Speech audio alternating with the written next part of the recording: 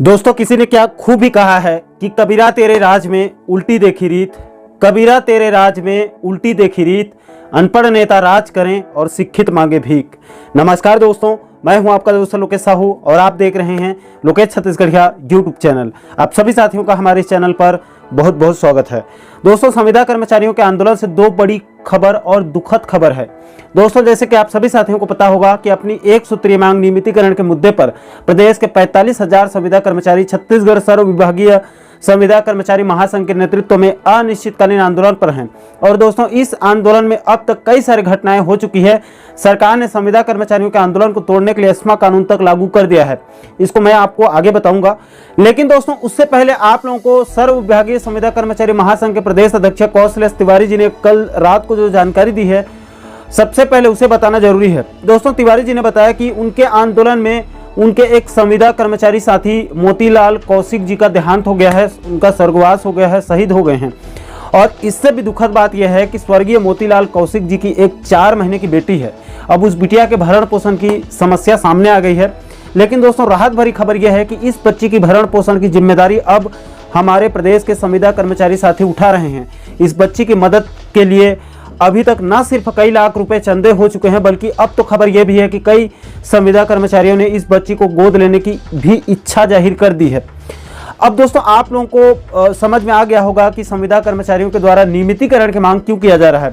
अगर सरकार इनको नियमित करती है तो एक शासकीय कर्मचारी के समान पूरी सुविधा तो मिलेगी ही, लेकिन उससे भी बढ़कर अगर किसी भी कर्मचारी की, संविदा कर्मचारी की सेवा करते समय असमय मृत्यु हो जाती है तो उसके परिवार के किसी भी एक सदस्य को अनुकंपा नियुक्ति भी मिल जाएगी, जिससे उसका परिवार सड़क पर आने से बच जाएगा। दोस्तों, हम अपने चैनल की तरफ से स्वर्गीय संविदा कर्मचारी मोतीलाल कौशिक जी को श्रद्धांजलि अर्पित करते हुए ईश्वर से प्रार्थना करते हैं कि भगवान उनके आत्मा को अपने श्री चरणों में स्थान दे और उनके परिवार के साथ साथ उनके 4 महीने की बच्ची को भी सलामत रखे।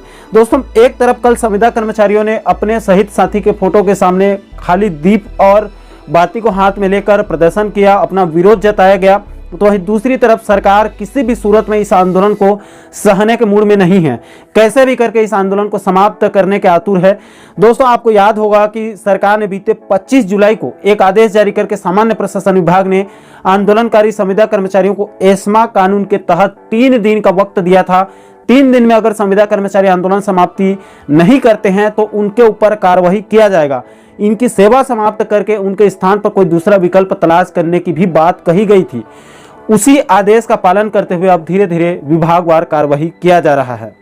दोस्तों, इसी कड़ी में कल बीजापुर कलेक्टर ने एक आदेश जारी करके राष्ट्रीय स्वास्थ्य मिशन अंतर्गत कार्यरत 200 से ज्यादा हड़तालरत संविदा कर्मचारियों और अधिकारियों की सेवा को समाप्त कर दिया गया है। दोस्तों, इसका पूरा जो पीडीएफ है उसको हमारे टेलीग्राम चैनल पर अपलोड कर देंगे। आप चाहें तो आप वहां से डाउनलोड करके बारीकी से आप अध्ययन कर सकते हैं।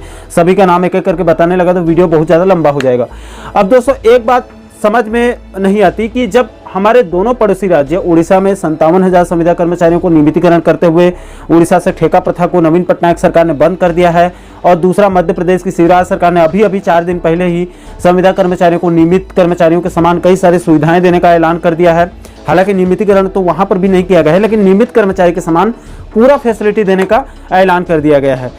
और इसके अलावा जब हमारे प्रदेश के संविदा कर्मचारियों की तरफ से ये कहा जा रहा है कि सरकार अगर अभी बजट उसके पास नहीं है तो कम से कम अभी स्थायीकरण कर दे, क्योंकि स्थायीकरण कर देने से सरकार का 1 रुपया खर्च नहीं होगा और बाद में फिर आगामी बजट में राज्य की वित्तीय स्थिति को देखते हुए नियमितीकरण किया जा सकता है।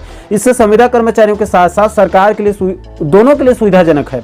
और दोस्तों, अगर सरकार संविदा कर्मचारियों को स्थायीकरण कर देती है तो इससे अनियमित कर्मचारियों के लिए भी रास्ता खुल जाएगा।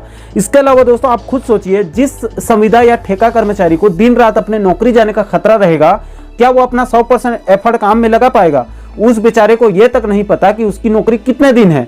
किसी नेता या अधिकारी का दिमाग खराब हुआ तो उस संविदा कर्मचारी की उसी समय एक इशारे पर नौकरी जा सकती है, और जा भी रही है।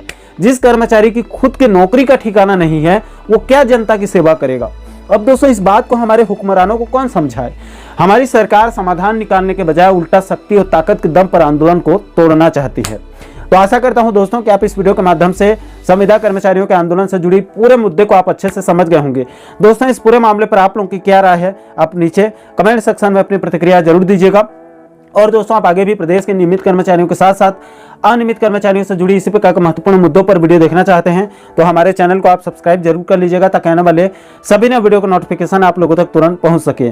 दोस्तों अभी के लिए फिलहाल इस वीडियो में इतना ही, मुझे दीजिए इजाजत। मैं मिलता हूं आपसे एक और महत्वपूर्ण मुद्दे के साथ, महत्वपूर्ण टॉपिक के साथ। तब तक के लिए जय हिंद, जय छत्तीसगढ़।